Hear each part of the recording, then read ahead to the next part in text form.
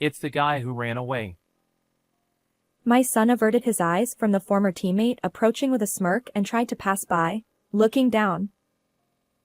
Your team manager's face is terrible. It's like a horror movie. Seemingly dissatisfied with being ignored, the former teammate began disparaging the manager. As the manager endured with a bowed head, my son's anger finally erupted. And there, someone was silently observing. My name is Cindy Miller. Since my husband has been on a solo assignment for the past 3 years, I live with our high school student son, Lucas. Lucas, you need to eat breakfast quickly or you'll be late for morning practice. Contrasting the vibrant green of the garden outside, Lucas sat in the living room with a somber expression. Yeah. This spring, Lucas enrolled in a prestigious soccer school and joined the soccer team. Lucas started playing soccer in 4th grade. Although he didn't stand out much in elementary school, he would chase after the ball with friends, covered in mud, practicing with great enthusiasm. In middle school, he naturally joined the soccer club. However, around his first year of middle school, my health deteriorated significantly, and Lucas started skipping club activities out of concern for me. Michael Williams, the soccer coach at Lucas's middle school, took special care of him. The entire soccer team rallied around Lucas to lift his spirits. Fortunately, my health improved after a few months of treatment, and I returned to our normal life. With unwavering trust in Coach Williams, Lucas absorbed his teachings and began to shine. Lucas, do you love soccer? Yeah. I want to get even better. Seeing Lucas's eyes light up, Coach Williams recommended that he consider attending a prestigious soccer high school. I'll work even harder to become a professional soccer player. And so, filled with dreams and hope, Lucas decided to continue playing soccer at the renowned high school. However, despite being in an environment where he could fully enjoy his beloved sport, Lucas seemed a bit down shortly after starting high school, sighing more often than not. Lucas, is something wrong? Lucas paused while eating breakfast, then gradually began to speak. It seems that he's being ignored during club activities by the members centered around a senior named Jack Davis. Jack Davis, a skilled player who has even been featured in the newspapers. Lucas shared how he hasn't been given the ball to play with, and he's been excluded from practice matches since joining the club.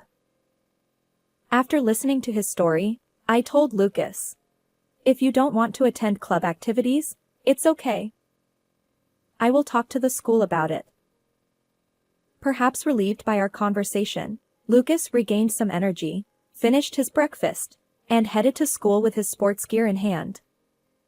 As I watched his determined figure, I whispered, "Do your best." And promptly, I contacted the school to discuss Lucas's unpleasant experiences during club activities.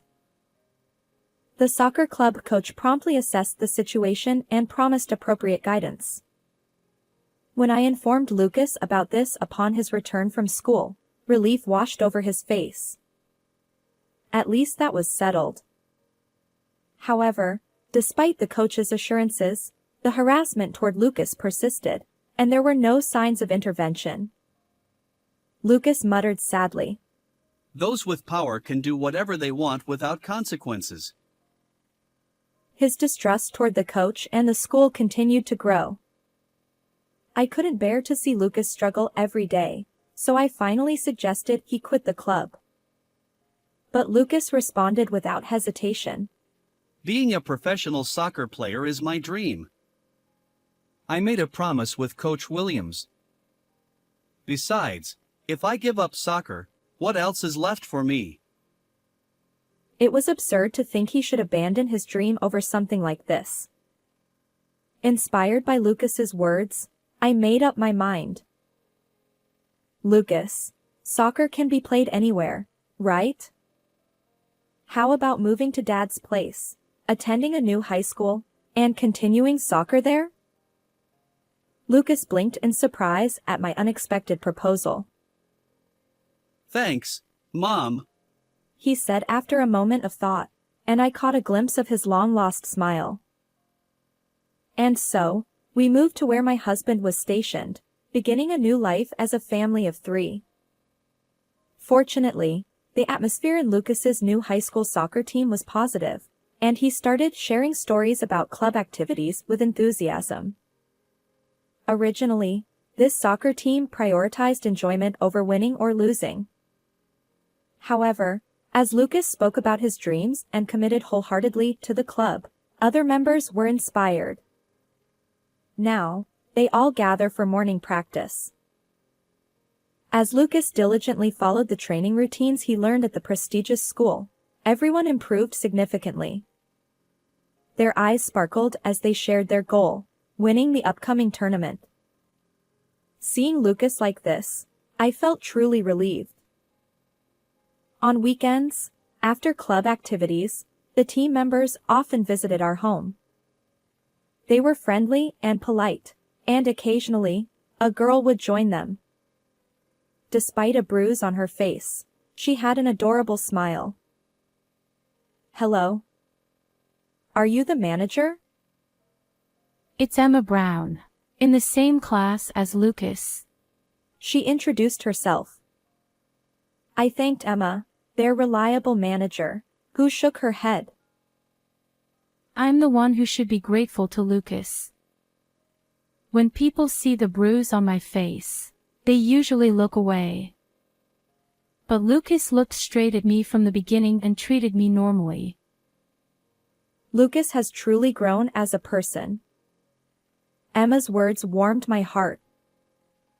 On the long-awaited day of the tournament, I escorted Lucas and his teammates to the venue. Good luck, everyone. Let's aim for victory. Yeah. Their voices echoed through the air, undeterred by the cicadas' chorus. Lately, even after club activities, they'd come to our house for thorough strategy meetings. I hope their efforts pay off. As I watched their retreating figures, I couldn't help but wish for their success. Upon entering the venue, Lucas and his friends unexpectedly ran into Jack and former high school teammates.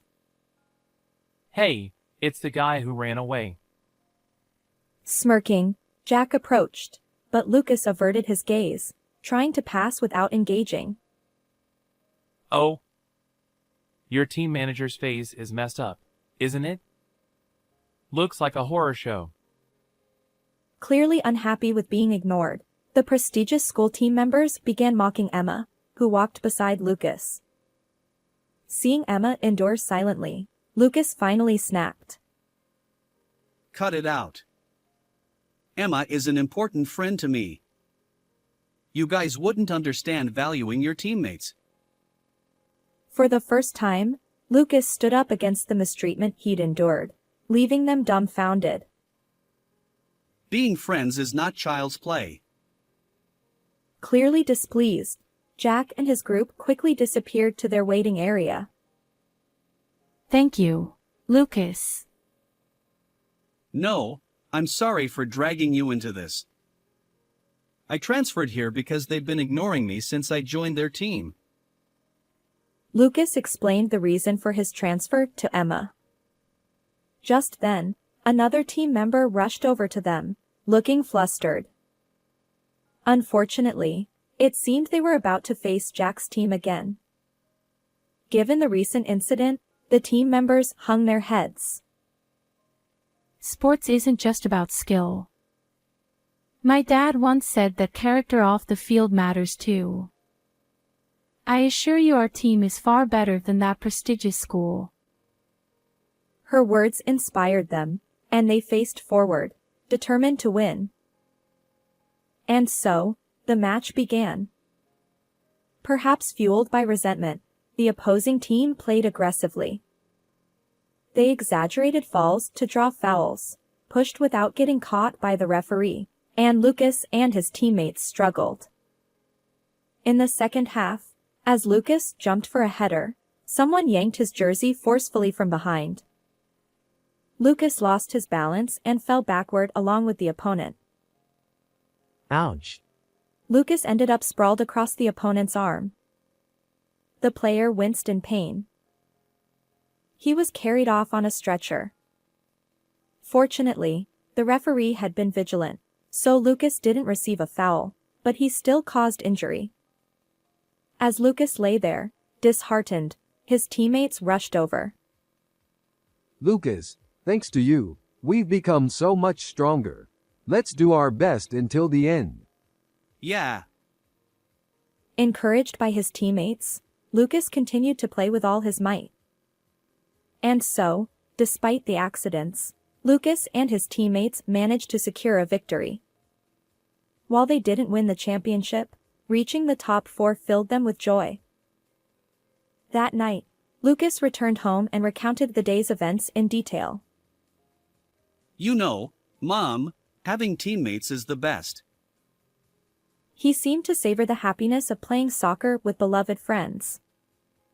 Watching him, I felt relieved that we had made the right choice with the transfer. The day after the match was a holiday, so school was closed. Lucas, still tired, spent a relaxing day at home. Then, a phone call interrupted his peace. Hello, this is Miller. Hello. I apologize for calling on your day off. The caller was none other than Lucas's high school principal. The principal wants Lucas to come to the office at 2 p.m. today. I informed him. Oh, seriously? Lucas seemed to realize what this was about, and he anxiously ran his hand through his hair. The image of the injured opponent from the match replayed in his mind. Even if it wasn't intentional, I caused an injury to a student from the prestigious school. Our club might get suspended. His worried expression accompanied him as he walked alongside me. Excuse me. We entered the principal's office. Lucas hesitated, recognizing the person from yesterday's tournament. Next to the principal stood the event organizer. Hello, I'm Emma Brown's father. Emma's dad? Lucas glanced at me, seemingly surprised by this revelation. Mr. Brown had witnessed the tension between Jack's team and Lucas's team before the opening ceremony. He also noticed the rough play by Jack's team during the match. Emma had shared Lucas's reason for transferring from the prestigious school. Soccer is a gentleman's sport. Even if they're from a renowned school, we can't condone their behavior. Mr. Brown reportedly handed down a 6-month ban to Jack's team members and coach for their actions during the match. Mr. Brown mentioned that he had heard from Emma, and thanks to Lucas joining the team, the members have been improving significantly. He was impressed by their performance in yesterday's match. With this level of talent, prestigious universities might even take notice in the future. Mr. Brown promised to support Lucas if his performance continued to excel, even securing recommendations from top universities. Grateful, Lucas expressed his thanks to Mr. Brown. Months later, Lucas's team achieved victory in the tournament. That night, Lucas received a call from Coach Williams, his mentor. Lucas hesitated, revealing that he had already left the prestigious school. Coach, I'm no longer at the renowned school. I know. You've been making headlines. Congratulations on your growth. The coach celebrated as if it were his own achievement. I've met the best friends at my current high school, just like in middle school.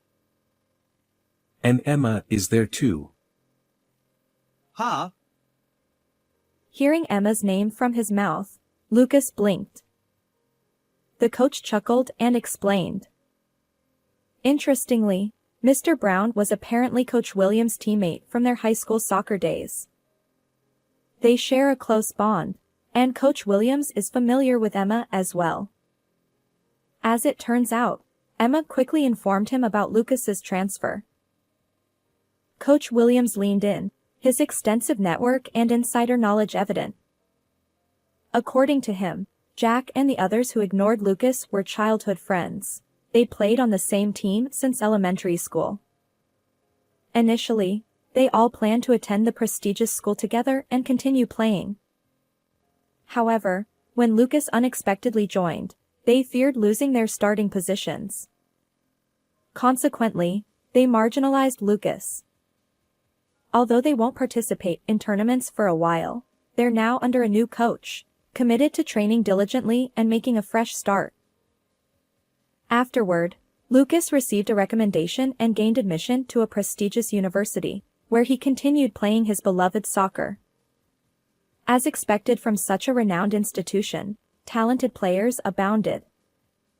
Among them were Jack and the others who had once marginalized Lucas, but now they found themselves on the same team again.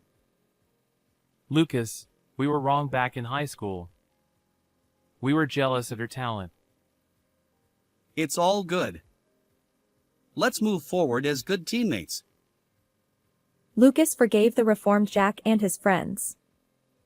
Now, he could genuinely enjoy soccer with them. Lucas's heart raced. Emma's voice echoed across the field. Okay, let's start our conditioning. Emma, Lucas's fellow manager, had also enrolled in the same university. Jack approached Emma, apologizing for their past behavior. It's fine. My bruise isn't noticeable anymore, right? As a college student, she'd mastered the art of concealing it with makeup. I don't care how you look, Emma.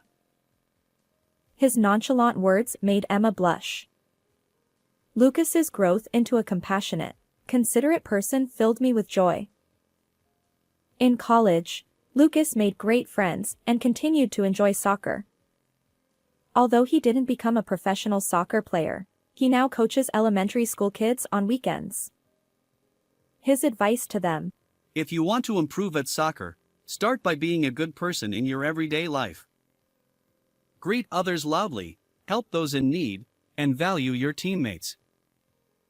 As Lucas shared his experiences, the young players listened intently. I hope these kids, like Lucas, meet great friends and grow together. Everyone, I brought sports drinks. And Emma is still by Lucas's side, taking care of him. And as for Emma and Lucas? Well, they eventually got married. Despite the challenges they faced, seeing Lucas continue to play soccer made me deeply grateful. And as for you, Lucas, cherish what soccer has given you and continue to be an amazing person. How did you find this story? If you enjoyed it, consider subscribing to our channel. Until next time.